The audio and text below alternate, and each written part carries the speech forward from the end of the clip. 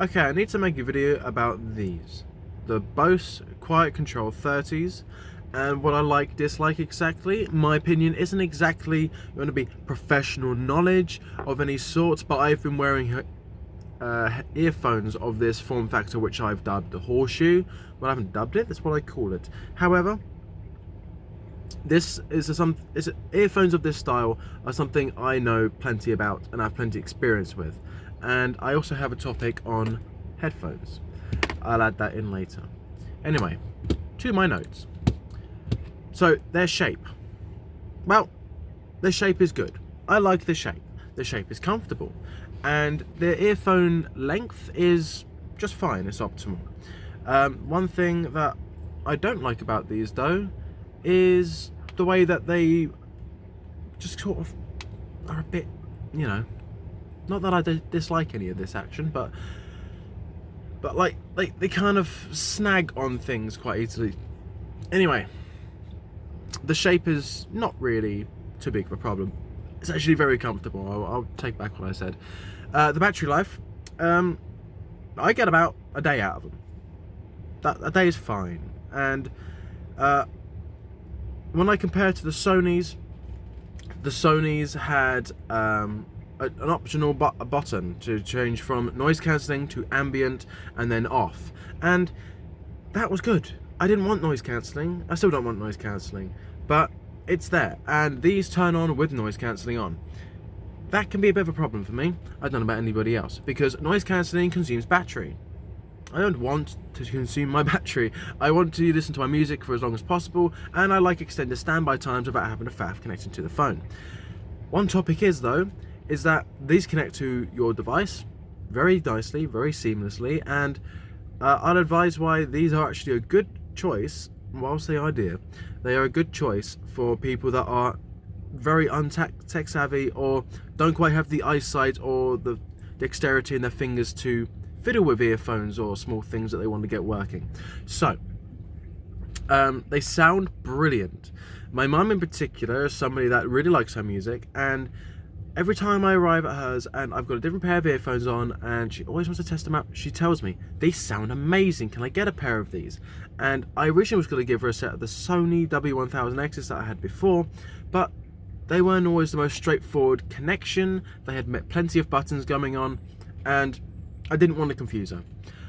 In no offense to her, yet still she got sometimes confused with a pair of these. I did buy her an display pair of these for £100. They've been functioning just fine. She's very much enjoying them. She loves using them, and she gets along with the simple power on, it connects, it plays music, simple as that. That is one real benefit to these. It is a seamless connection.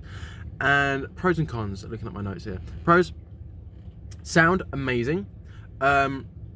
They seem pretty rugged, they're pretty tough. The semi-heavy abuse that I've been giving these, they seem to have no visible damage to them at all. The Sonys tend to have this thing where the buttons would, as you would use them and apply pressure over that silicone, the rubber, whatever it is, it would stretch and bulge, and eventually it would break open, which as a result I kept getting them replaced because I got water damage whenever that seal would, that silicone layer over the button would break, water would get in. The buttons, while they're always flush when you first purchase these, the rubber over the actual button itself does raise in a strange way. They'd die. Anyway, that's what you got insurance for, and that's what plans usually help you out with when replacing these sorts of things. So, they're good for me, mum. Pretty much anyone can use them. They're a fantastic pair of earphones. In comparison to the Sonys, I don't quite like this inline controller. I would like a button that just went click. Personally though, for me, it's more convenient. I know exactly where these are. I can just go click on, off, or click up and down on volume. It's an inline controller, while it doesn't weigh the earphone down, you don't feel it when they're in your ears. It is a bit of a faff trying to get your fingers around this little thing when you've got buttons on the side for your noise cancelling up and down, which there's no on and off. It is either going down and there is no indication that it's off, and then it starts going into ambient. So the app can tell you more information on exactly how it's behaving when you press the buttons, but it's a bit finicky. I don't like it. It's a bit finicky. And what was that? That was a con, definitely.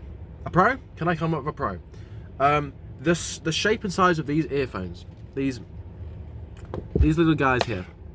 So we have a focus going on here. So you see the shape of this, right? This is the standard size, like the medium. And then you got a smaller size and a slightly larger size. This size absolutely perfectly fits in my ear. I suppose it would fit in most people's ears just fine. It is a very soft, flexible piece of silicone, and these don't sit inside the ear. They cause you no ear pain at all. They sit against that ear cave. Let's call it a cave. It sits on there comfortably with no discomfort at all, and with a little bit of pressure applied by that little hook, it seats them in comfortably, strongly. They are so secure, they never ever fall out of my ears. And I don't know if you can tell, but all you can see is this grommet. All the earphone behind it is concealed and hidden, so it doesn't protrude out of your ear like the Sonys did, and so you can lay in bed with these quite comfortably without them getting yanked out or causing pressure or getting dug into the ear, because they are quite a low profile earphone that it's hospitable to the space of your ear. Or this area is quite sensitive, and abusing it by a great big earphone can be a little bit of a upsetting situation when you get hearing damage, etc. And then moving on, in my notes, magnetic charger. Oh yeah. So I still have this magnetic charger. I have a different one for this because the other one, while it was just a 2-prong and it slapped on and it could rotate, and I would trust that it would keep charging like that. This one is flat and has multiple pins on it, so I can do my data transfer with this. I'm going to do a firmware update, which turns out I can do over Bluetooth very comfortably. So this one's just out of basic choice now. This here is, can you please focus? This one here just slaps on. I'll demonstrate. So here's the charger. It illuminates so you can see it even in the dark, and it goes, and as you can see, you've got your little orange button. It's flashing, it's charging, and then yoink, and off you go to do your day, your work, your run, your ride, whatever you're doing. They're working just fine. So they are a fantastic pair of earphones. For £300, maybe not. I'll explain at the end how I acquired these for not £300. Spin, yes, these do spin a little. The one thing they do bother me with is where the Sonys had the weight at the very tips, they were slightly pointed, so they're more of a U shape instead of a horseshoe shape. These can tend to just rotate a bit. If you've got one earphone down and you've got the other in, this one will slowly spin these round, and then this up here, you can't quite tell because they're so, the tips don't have any weight to them. You can't feel what direction they're pointing in. You turn your head this way and the earphone will bugger off, and trust me, it's not a pleasant experience. These are secured in very nicely, which 99% of the time is a wonderful experience until that occurs. Moving on, inline controller. Yes, this thing does kind of bother me a little bit, but you do have your NFC just to go blink and pair to it, so if NFC is something you faff with, good for you. Headphones are good too. Oh yes, so there are amazing earphones out there. So I've had the Sonys, good, you know, mid-range budget option, I'd say. Those are really nice earphones. And then you have the Boses, which are a step up, which are still really nice. They sound fantastic. They don't quite go as bassy as the Sonys, but I've discovered that I actually quite like a balanced sound. Then you get to headphones, and these are Sony, so these are quite rich anyway. However, I've had these for bloody ages, like 5 years. So much so, both of these joints have snapped, and I've super glued them in just the spot that they fit on my head perfectly. Because I cannot get rid of these. I really like these very much, and I probably wouldn't buy another set unless they broke. And I'd probably search for a more expensive pair in the end. I might go into Sennheiser or Bose anyway, because I've discovered I like the sound of Bose.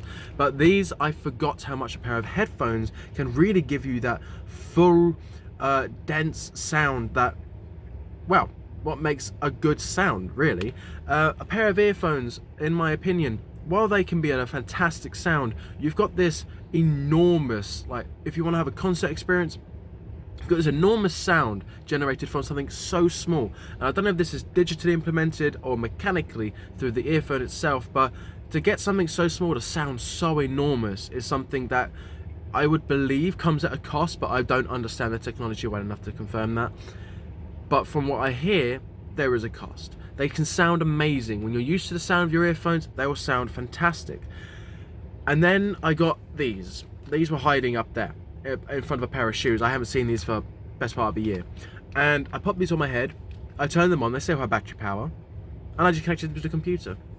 I played a song, and I was reminded that a great big driver, I think these like 80mm drivers in these, like as in the speaker itself, can produce a sound that is so big and warm and can give you a completely different experience. So when sitting here, I will be listening to music on these. When I am gaming and communicating with my friends, I'll likely be using these. While I don't mind music on these are gaming headphones. These are for your musical experience. And so, and while these have noise cancelling, it's, as you can see, the little green light is on. Oh, it's just a click and they turn off. There we are. And because they're green light delays, they'll be accidentally turned back on. Who cares? Just an on and off situation. What a wonderful, seamless experience. Bose, you could have done that, but you chose not. So, the point of this video. Well, the more money you spend doesn't necessarily get you an overall better product. For sound, Bose have got me pretty hooked. For form factor, I like the form factor, but the way it's executed, it doesn't really meet my preferences. The connection status, it's pretty much good for all ages, let's put it that way. And, well, how they compare to something half the price? They don't step up. They don't spend twice the amount of money and get twice the performance. So, these are good.